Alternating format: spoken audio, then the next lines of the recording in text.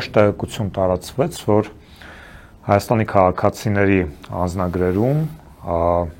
հանվելու է Արարատի պատկերով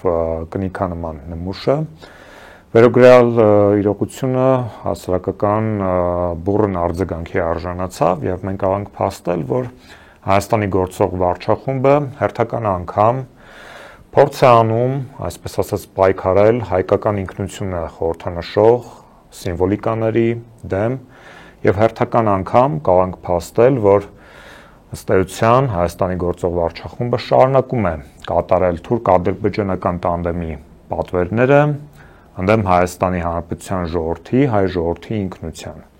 Այս եւ այլ հարցեր շուրջ այսօր ես զրուցել եմ Հայաստանի ԵՍՄ նախաձեռնության ղեկավար Նայիրի Սարգսյանի հետ։ Պարոն Սարգսյան, բարև ձեզ։ Շնորհակալ եմ հրավեր ընդունելու համար։ Ես եմ շնորհակալ։ Աղմկահարույց այդ որոշումը, ինչպես նշեցի, բուռն արձագանք ստացավ հանրության շրջանում։ Ըստ ձեզ, ինչով է պայմանավորված վարչախմբի նմանատիպ գործելավոճը։ Տեսեք, պայմանավորված է նրանց ծրագիրը անթերի կատարելով, եթե մի քանի տարի առաջ դեռևս կասկած կլիներ, որ անփորձ երիտասարդների ինչ-որ խումբ է կառավարության ղեկին հայտնվել, կամ շատ էր նաև տարածված կարծիքը, որ դե անփորձ են, գիտելիք չունեն, խելք չունեն, կրթություն չունեն եւ այլն եւ կարող են սխալվել։ Այժմ այս ամեն ինչի հերթականությունը գալիս է ապացուցելու, որ բայց դեպքում եթե խելք չունեն, ինչու մեկ անգամ էլ չեն շփոթվում եւ իօգուտ Հայաստանի եւ հայ ժողովրդի ինչու մի լավ բան կատարեն։ Ինչ ճիշտ բան անում։ Այո, մի անգամ գոնե թող ճիշտ բան կատարեն։ Հետևաբար սա շատ ճշգրիտ ծրագրավորված եւ այս մարդիկ անշեղորեն ծրագիր իրագործելով գնում են առաջ։ Հերթ ուղղակի արդեն հասել է հայ ազգի մշակույթի, այդ թվում գենի եւ ինքնության բնաջնջումը, հիշողության ջնջումը, ինստիտուցիոնալ հիշողության ջնջումը, որպեսզի այլևս տարածաշրջանում չլինի հայկական գենի, մտքի, ինքնության կրող։ Տեսեք, Թուրքիան նույնպես իր պլանները շատ այսպես հետևողականորեն է իրագործում։ Բազմիցս նշել եմ, որ Թուրքիայի ազգային անվտանգության ռազմավարության մեջ Հայաստանը հանդիսանում է սպառնալիք Թուրքիայի համար։ Ինչու է սպառնալիք համարվում։ Երբ որ Օսմանյան կայսրությունը տարիներ առաջ, դարեր առաջ նույնիսկ, երբ որ եկել է հայերի, հույների եւ այլնի հողի վրա ստեղծել է պետություն, նրանք երբևէ չէին պատկերացնի, որ հետագայում օրինակ Պարսկաստանը կարող է դրանից մի փոքր հատված հետ վերադարձնել։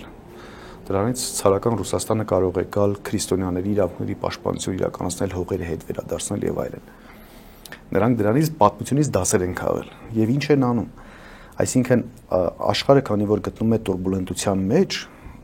եւ որևէ մեկը դեռևս չգիտի որտեղ են լինելու այդ ազդեցության գոտիները, այդ կարմիր գծերը որտեղով են անցնելու եւ ում ազդեցությունով են անցնելու, ապա հետևողականորեն փորձում է Հայաստան եւ հայ ինքնությունն ու գենը վերացնի, որպեսզի այդ վտանգը հետագայում կանխի։ Այսինքն եթե լինի Հայաստան, եթե լինեն հայ ժողովուրդ, ապա վտանգը միշտ էլ կա, որ թեկուզ 10-20 տարի հետո ինչ որ մեկը հետ է վերադառնալու եւ կամ աշխարհում այսպես խաղացողների, դերակատարների դերաբաշխումներ են լինելու կամ տարածաշրջանային դերաբաշխումներ են լինելու, որի արդյունքում Հայաստանի Հանրապետությունը այդ ինչ որ գեոպոլիտիկ կամ տարածաշրջանային պոլիտիկ կենտրոններին շատ ավելի պետք է լինելու, քան օրինակ Թուրքիան, թեկուզ Թուրքիայի հենց դեմը կտրելու համար։ Հետևաբար Թուրքիան ամեն ինչ իրականացնում է, որ Հայաստանի Հանրապետություն չլինի կամ նույնիսկ եթե լինի, դա լինի աշխարհագրական տարածք, ենթակա իրենց, հետագայում վերականգնելու պոտենցիալը այդ թվում փորձում են սպառել։ Հիմա այդ իրավիճակն է գնում եւ ես նորից եմ կրկնում, համոզմունքով եմ կրկնում, որ այո, իշխանությունը հետևողականորեն դա իրականացնում է։ Տեսեք, իրենք բառացիորեն նշում են, որ չպետք է այնպիսի խորհրդանիշներ լինեն, որից հարևանները կնեղվեն կամ կզայրանան։ Գիտեք, իրական չի իրենք ինչ են ասում։ Իրենք գտնում են միշտ փաթեթավորման վաճառքի եղանակ։ Օրինակ, երբ որ քաղցրավենիք է վաճառում որևէ ընկերություն, ունենում է շատ հետաքրքիր փաթեթավորման եղանակ։ Օրինակ հիշողությունն է թարմացնում այսինչ շոկոլադը, ազդում է մարդու էներգիայի վրա, ավելի էներգետիկ են դառնում մարդիկ եւ այլն։ Սննդաբանները, բժիշկները ասում են հակառակը, շաքարային դիաբետի վրա է բացասական ազդեցություն ունենում, առողջության վրա առհասարակ բացասական ազդեցություն է ունենում, կախվածություն առաջացնում եւ այլն եւ այլն։ Հիմա կարևորը թե քարոզը ով ավելի շատ կտանի, բժշկական, առողջապահական համայնքը շատ ավելի լայն ռոպագանդա կիրականացնի եւ շատ ավելի վառ փաթեթավորված մարքեթինգ, թե շոկոլադի գործարանը։ Հիմա մեր խնդիրն է Նիկոլ Փաշինյանի այդ թեզին հակընդդեմ քարոզարշավը իրականացնենք, որովհետեւ Նիկոլ Փաշինյանը հետևողականորեն նորից եմ կրկնում, անշեղորեն իրագործում է Թուրքիայի պլանը, անշեղորեն։ Եվ նպատակը հայկական սիմվոլները, հայկական պատմական նշանակության, ինքնության, մշակութային բոլոր արժեքների վերացումն ու բնաջնջումն է, առհասարակ մեր հիշողությունի ջնջումն է։ Այդ թվում նաև կասկածի տակ է դրվում հայոց գրերի գյուտի ստեղծումը, հեղինակը Մեսրոպ Մաշտոցը, ինչի մասին ենք մենք խոսում։ Առաջի դասարանցին է պետքա QR-ով։ Այո, հիմա տեսեք հարց են տալիս, այսօր են հենց նայում մի ինչ որ անարժեք падգամավորում են սրանք, հարց էին տալիս Որ մեկը։ Լավն էր հարցը, ճիշտ եք, շատ լավն էր հարցը։ Հարց են տալիս, ասում են ինչու եք այդ կնիկների մեջի ջնջում Արարատ լեռան, որում պատկերն էլ չի դա, ընդհանրապես այդպես ուրվագիծ է, ասում է, բա լավ էր, որ ռուսները այն ժամանակ եկել էին Զվարթնոց օդանավակայանում կանգնել էին եւ Արարատով էին այդպես կնիկները դնում։ Այսինքն այդ թվում անուղղակիորեն հերքելու փաստը որևէ կերպ չեն կարողանում հիմնավորել, բայց ինչ որ իրանց ասածից հասկացում եմ մի բան, որ ռուսները ավելի շահագրգռված էին հայկական ինքնության պահպանմամբ, հայկական սիմվոլների պահպանմամբ, քան իրենք։ Հետևաբար նորից անդրադառնալով հարցին, ինչպես են սրանք բացատրում, էական չի ինչպես են բացատրում։ Կարևորը որ մենք կարողանանք հանրությանը անընդհատ ճշմարտություն իրազեկենք ու այնպիսի լայն արշավ ու քարոզ իրականացնենք, որ հանրությունն իմանա այդ ուրվագծի կնիքի մեջից անելը դա ուղղակի մեր ինքնության ջնջման, մեր պատմական հիշողության ջնջման մի մասնիկն է ընդամենը։ Եվ հետևողականորեն մնացած բոլորը կատարելու են, իրագործելու են սրանք։ Իրենք անշեղորեն առաջ են տանում այսպես ասած ճակերտավոր իրական Հայաստանի կոնցեպտը, որը իրենց պատկերացմամբ առանց Արցախ Հայաստանն է, թուրք-ադրբեջանական թելադրանքի ներքո գտնվող սուբյեկտ է Հայաստանը եւ հիմա էլ հասել են նրան, որ բանակի անձնակազմն են ցանկանում կրճատել։ Դա այն դեպքում, երբ օրինակ Արևմտյան Եվրոպայի բազմաթիվ երկրներ, որոնք վերջին անգամ երկրորդ աշխարհամարտում էին պատերազմի մեջ մտել, հիմա հասկանալով իրադրությունը, հասկանալով աշխարհի տուրբուլենտ իրավիճակը, ինչպես դուք նշեցիք, Անգլիան, Ֆրանսիան, Գերմանիան ավելացնում են իրենց ռազմական բյուջեն, ավելացնում են իրենց բանակի անձնակազմը եւ կարծես թե պատրաստվում են ավելի գլոբալ պատերազմի։ Տեսեք, աշխարհում մի բանաձև գոյություն ունի համակեցության ժամանակ երկու երկրների, ազգերի, նույնիսկ միկրոմակարդակում խաղաղության երկարաժամկետ ապահովման։ Դա մարտունակ ուժեղ զինված բանակն է։ Միակ բանը, որ Նիկոլա ասում է, չէ։ Տեսեք, միակ բանը աշխարհում նոր գյուտ ամենայն դեպս դեռևս չկա։ Միակ այսպես ճշմարտությունը, որ հարևան երկրների անխոհեմ գործողությունների ռիսկը կարող է զսպել, դա բանակն է։ Այլ երևույթ գոյություն չունի։ Որևէ տեսակ փաստաթուղթ, անկախ փաստաթղթի տրցակի հաստությունից, անկախ դրա տակ դրված կնիքների եւ ստորագրությունների քանակից, որևէ այլ բան չի կարող զսպել այդ գործողությունների ռիսկը, որքան որ զինված մարտունակ հզոր բանակը։ Բանակին չի կարելի կպչել։ Բայց բանակին արյութես, որ շատ շուտ, այսինքն 2018 թվականից սկսել են կազմաքանդել։ Գիտեք, լուսահոգի Մանվել Գրիգորյանը, այսպես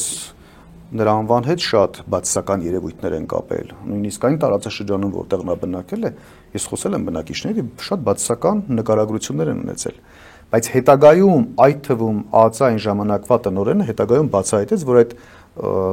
խտասացկա եւ տուշոնկա շոուները, դրանք բոլորը մոնտաժված, կեղծված էին եւ դա իրականության հետ կապ չուներ։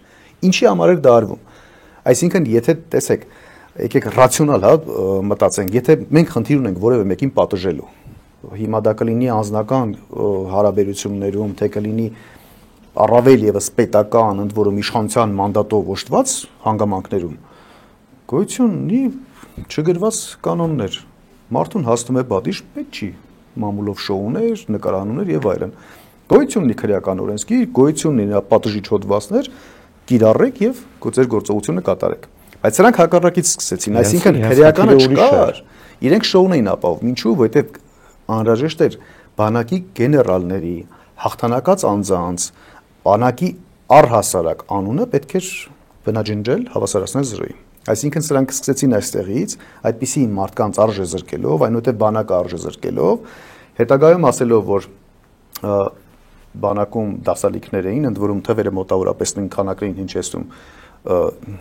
Հայաստանի իշխանությունը եւ ադրբեջանական իշխանությունը, այո։ Եվ հիմա էլ հասել են նրան, որ բանակը պետք է բնաջնջվի։ Տեսեք, այստեղ էլ են շատ անշեղ ու ճշգրիտ աշխատում։ Մի գնդակով երկու նապաստակ են սպանում։ Մի կողմից անշեղորեն կատարում են Թուրքիայի ներդրած պլանը, հաջորդ կողմից որպես այսպես ընտրական առաջարկ վաճառք են անում ժողովրդին։ Ասում են, տեսեք, ձեր զավակները պետք է 1.5 տարի ծառայեն։ Ավելին ասեմ, այդ տղա պետք չի ընդհանրապես այդ զավակները ծառայեն եւ պետք է ստեղծել Հայաստանում պրոֆեսիոնալ բանակ, որի հիմքերը կա, որի ներուժը կա եւ այդ 18-ից 20 տարեկան երեխաները պետք է ծառայեն ըստ մասնագիտությունների եւ ոչ թե բոլորը պարտավորված գնան եւ առաջնագծում սահման պահեն։ Այնքան ավելի լավ պլաններ կան։ Այսինքն այս մարդը շարունակում է քանդել, շարունակում է խաղաղության օրակարգի անվան տակ, որովհետև սա հաճելի է ամեն դեպքում լսելը, որովհետև մարդիկ արու զավակներ են մեծացնում եւ գիտեք որևէ ծնող չի ցանկանում իր զավակին կորցնի։ Սա տրամաբանական է, հակառական տրամաբանական կլիներ։ Հետևաբար այս ականջահաճո հայտարարություններով փորձում է վերարտադրվել, բայց չի գիտակցում, որ այլևս իրեն որևէ մեկը չի հավատում։ Հենց հիմա հաջորդ առաջարկը ես անում եմ հայ ժողովրդին, հնարավոր է Հայաստանը ունի ամբողջ ներուժը պրոֆեսիոնալ բանակ ստեղծելու եւ ծառայություն դարձնելու ըստ մասնագիտությունների։ Ամենևին անհրաժեշտ չի, օրինակ բժիշկ, մանկավարժը գնան եւ առաջնագծում դիրք պահեն։ Նրանք կարող են 2 տարի ժամկետով անվճար պետության ծառայություն մատուցել իրենց մասնագիտության շրջանակներում եւ դրա փոխարեն ստեղծվի պրոֆեսիոնալ բանակ, վճարվող բանակ։ Նիկոլ Փաշինյանը այցելեց դիտելու ցանկապատը ներկայացումը, որը սկանդալային ընթացք ունեցավ։ Փաշինյանը ներկայացման ավարտից հետո հանդիմանեց դերասաններին եւ կարծես թե այժմ Նիկոլ Փաշինյանը անցել է արդեն մշակութային կյանքը վերահսկելուն։ Այսօր երևի մամուլից տեղեկացել, որ արդեն ուրեմն շրջաբերական է իջեցվել պետական կառավարչական հիմնարկներին, որպեսզի հայեցակարգ մշակեն մշակութային միջոցառումների, արվեստին վերաբերող ցանկացած միջոցառումների այսպես սյուժեն համապատասխանեցնեն իրական Հայաստանի գաղափարախոսությանը։ Իրական Հայաստանը կեղծ թեզ է իրականում Նիկոլ Փաշինյանի կողմից բերված, որի դեռևս ջարդուփշուր անելու ժամանակահատվածը կունենանք մենք։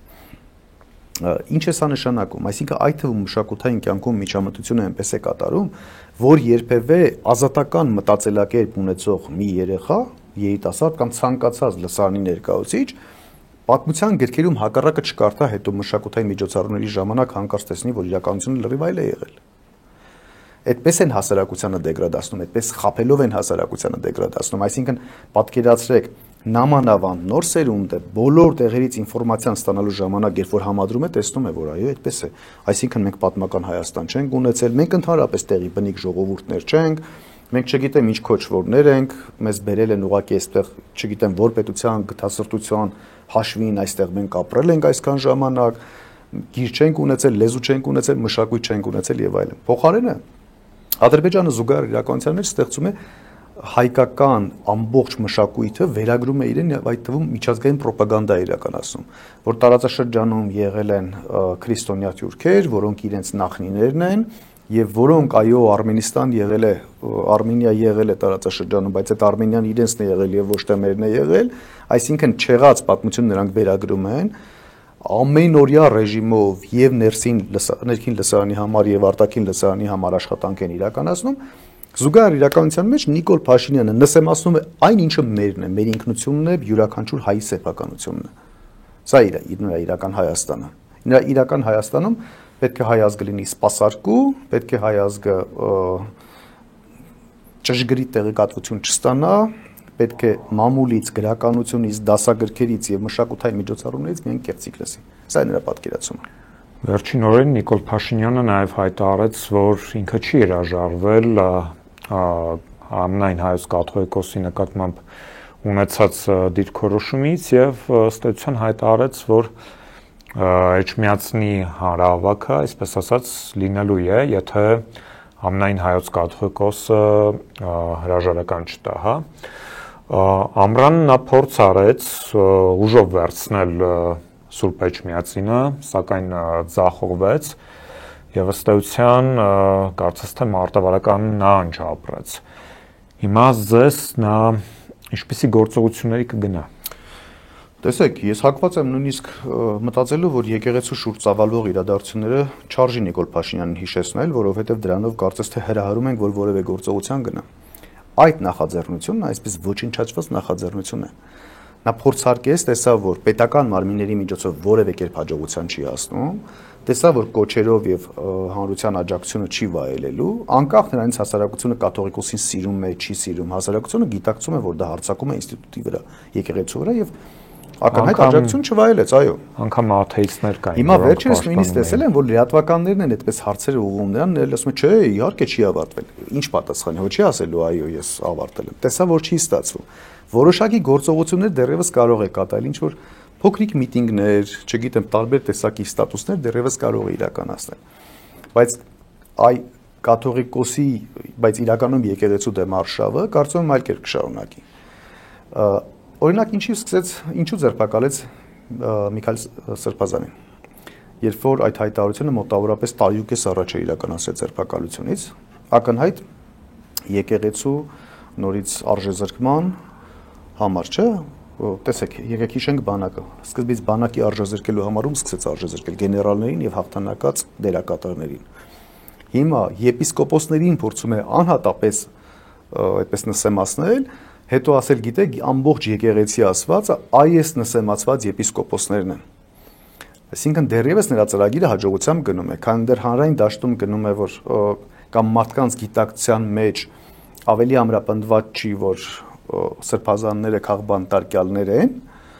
եւ ավելի շատ մտածում են, որ տեղի ունեցել որոշակի հանցագործություններ, նշանակում են Նիկոլ Փաշինյանը տեղեկատվական դաշտում դեռևս հաղթում է եւ դեռևս շարունակում է եկեղեցու վրա հարձակումը։ Այսինքն այս ուղղությունով վաղ կարող է նոր սրբազան ձերբակալվել կամ կարող է ինչ-որ մեկի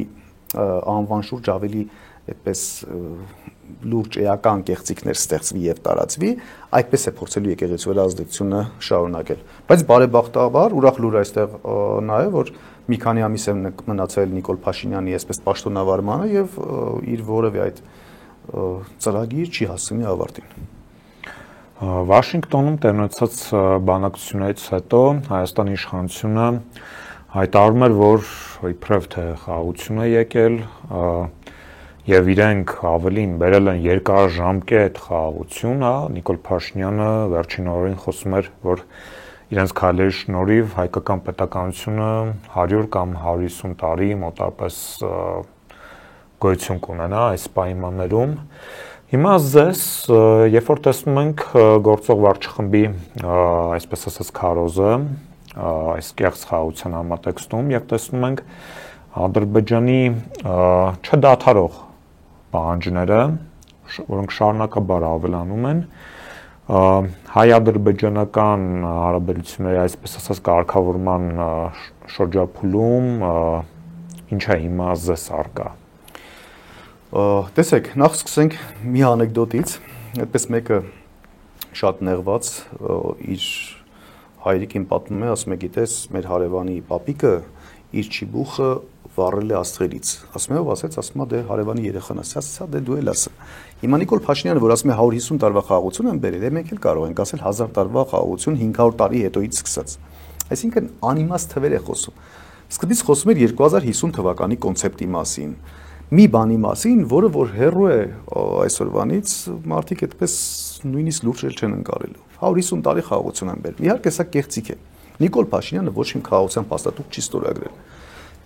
Այս փաստաթուղթը ընդհանրապես ունի Նիկոլ Փաշինյան շահառու եւ ոչ թե Հայաստան եւ հայազգ շահառու։ տարիներ առաջ, 2-3 տարի առաջվանից սկսած արդեն բոլոր հարթակներում, բոլոր եթերային եւ ոչ եթերային բոլոր հանդիպումներում անդադ ասում ենք Նիկոլ Փաշինյանը, ոչ միայն մենք իհարկե շատ գործիչներ, անդադ ասում ենք Նիկոլ Փաշինյանը վազելու է մի փաստաթղթի հետևից, որի վրա խաղաղություն բառ նշված է լինելու։ Բովանդակությունը կապ չունի ինչ է։ Պայմանագիր է, համաձայնագիր է, հուշագիր է, հռչակագիր է, ուղղակի հայտարարությունը էական չէ։ Հիմա տեսեք, բերել է մի հուշագիր, որի մեջ գրված է, որ մենք ականատես եղանք, որ երկու երկրների արտգործնախարարները խաղաղության նախնական պայմանագրի նախնական համաձայնագրի նախնական տեսքի նախաստորագրմանը։ Ինչքան նախաներ կան։ Այսինքն մենք չունենք խաղաղության պայմանագիր, դրանք կեղծ փաստաթղթեր են, չկա այդպիսի բան։ Իսկ այդ հուշագիրը, այսինքն Նիկոլ Փաշինյանը, ինչպես էր մուրճը հիշում եք, բանի երկաթյա պողպատյա մանդատը ձեռքին քարոզարշավ իրականացնում, հիմա խաղաղության փաստաթուղթ ձեռքին քարոզարշավ է իրականացնել։ Ուրիշ ոչինչ նշանակություն չունի։ Այո, որևէ նշանակություն չունի։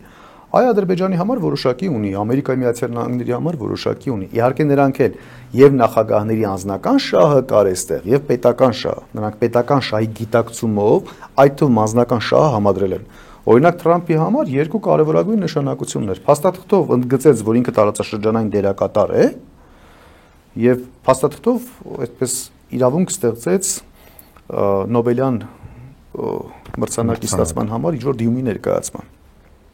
Ալիևը ուրիշ բան ստացավ, նա ցույց տվեց իր ժողովրդին, որ փաստորեն այս պատերազմները, այս սոցիալական ծանր վիճակի զուր չեն, տեսեք, այդպես հետևողականորեն հասնում են խաղաղության Հայաստանի վերջնական կապիտուլյացիային։ Նա նաև ստացավ միջանցք։ Դեռևս չի ստացել։ Միջանցքը դեռևս վաղ է դրա մասին խոսելը, բայց այն միջանցքի ստացման համար այդպես որոշակի հիմնարկեքի գործողություններ կատարեց։ Այսինքն հետագա բոլոր բանակցությունների ժամանակ նա կարողանալու է խաղարկել այս փաստաթղթերը։ Ասում տեսեք մենք պայմանավորվել ենք, այսինչ նախադասություն, այսինչ միտքը հակասում է այն նախոստորագրված փաստաթղթի այսինչ մտքին եւ այլն։ Այսպիսի այո խաղարկման ենթակա որոշակի դիվիդենդներ ստացել են։ Բայց Հայաստանի Հանրապետությունը ընդհանրապես ոչինչ չի ստացել, բացի Նիկոլ Փաշինյանի անձնական ստացած դիվիդենդը։ Հակառակը Հայաստանի Հանրապետության հետագա այսպես բացասական ռիսկերի շատ լուրջ ֆոն է ստեղծել փաստաթղթով։ Որտեվ Հայաստանն էլ է ֆիքսել փաստաթղթով, որ ախպեր ես չգիտեմ տարածաշրջանն ով է հսկելու, ես չգիտեմ մեզ ով է կառավարել, ով է ուղիղ հրահանգելու։ Ես փաստաթղթով ցույց եմ տալիս, որ ես պատրաստ եմ, օրինակ գրված է, որ այդ միջանցքի տրամաբանությունը, ճանապարհի ընդհանրապես աշխատելու տրամաբանությունը հետագայում կքննարկվի Ամերիկայի Միացյալ Նահանգների եւ համաձայնեցված երրորդ կողմերի հետ։ Այսինքն ասում է, որ մեկը ինչ շահ ունեք, եկեք դուք իրար մեջ ներողություն ոչ եթերային բարիս համար, եկեք բազարը ձեր արեք, ամեն մեկը ձեր փայը վերցրեք գնացեք, թողեք մեր միջանցքը աշխատի։ Այսպես։ Այսա մեսիջ է եղել աշխարհին։ Բայց դեռևս նորից եմ կրկնում միջանցքի տրամաբանությունից դեռևս հեռու է։ Այս գոնե հրապարակային փաստաթղթերով եւ հրապարակային տեղեկատվական դաշտում։ Որն է ելքը։ Ելքը Նիկոլ Փաշինյանի հեռացումն է, այլ ելք մենք չունենք։ Մենք այդ թվում մեր գործունեության մեջ ենք ընդգծել, որ ելքը միայն դա է։ Ես ասուլիսի ժամանակ եմ հայտարարել ամփոփիչ Հայաստանի ԵՍՄ-ի տարեկան գործունեության, բայց եւս մեկ անգամ պետք է հայտարարել։ Հայաստանը ԵՍՄ-ը հասարակական քաղաքականից տրանսֆորմացվեց քաղաքական հասարակականի։ Մենք խնդիր ունեինք հիմնավորելու բոլորին, մեզ, Հայաստանի քաղաքացիներին, իշխանություններին, բոլորին, որ Հայաստանի Հանրապետությունը ունի զարգացման, հզորացման, վերականգնման ներուժ, սրանք ախտորոշված խնդիրները, սրանք դրանց լուծման ուղիները, այս են մեր դերակատարները։ Պաշտոնապես նույնիսկ պաշտոնական նամակով դիմել ենք, ասել ենք այս գործողությունը կատարեք, որպեսզի ես ինչ արդյունք կստանանք, չեն կատարել։ Հիմա մենք ցույց տվեցինք հասարակական քաղաքականով, որ խնդիրը ախտորոշված է, լուծումը կա, դերակատարը չի կատարում։ Քաղաքական հասարակական ինչ է նշանակում, հակառակ տրամաբանությամբ։ Դերակատարին պետք է փոխենք, որպեսզի ախտորոշված խնդիրների լուծումները տրամադրենք։ Այ եւ ախտորոշված խնդիրների, անվտանգային խնդիրների ամենակարևորը այս դա նաեւ դա է։ Մենք չգիտենք միջանցքի համար ինչ է պայմանավորվել, մենք չգիտենք, այսպես ասած, իրենց լեզվով ասած անկլավների համար ինչեր են պայմանավորվել, սահմանագծման համար ինչեր են պայմանավորվել, նույնիսկ ապագայում դեռևս փաստաթուղթ ստորագրելու նախնական պայմանավորվածություն ունեն սահմանազատման եւ սահմանագծման վերաբերյալ։ Հետևաբար, մինչեւ մենք գլխավոր հիվանդությունը չբուժենք, տեսեք, ուռուցքը մինչեւ չհեռացնենք, մենք չենք կարող հիվանդին բուժել։ Մենք անդադ փորձում ենք լուծումները գտնենք այդ մետաստազների քիմիաթերապիայի կամ ճառագայթային թերապիայի վրա, բայց չի կարելի այդպես։ Պետք է գլխավոր վիրուսը հեռացնենք, որպեսզի կարողանանք դրա հետագա ընդհանուր բուժումը իրականացնենք։ Հույս ունենանք, որ Փաշինյան անունով ուռուցքը կհեռացնենք։ Ես համոզմունք ունեմ, ոչ թե հույս։ Շնորհակալ եմ հետաքրքիր զրույցի համար։ Իմ հյուրն էր Հայաստանը ես եմ նախաձեռնության ղեկավար Նաիրի Սարգսյանը, ձեզ հետ է Դավիթ Ֆիդանյանը, բաժանորդագրվեք Antifake YouTube-յան ալիքին, կհանդիպենք։